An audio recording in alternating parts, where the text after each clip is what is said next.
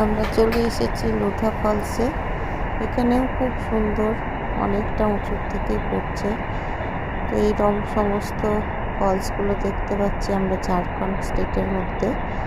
তো তোমরাও দেখো এবং এনজয় করো।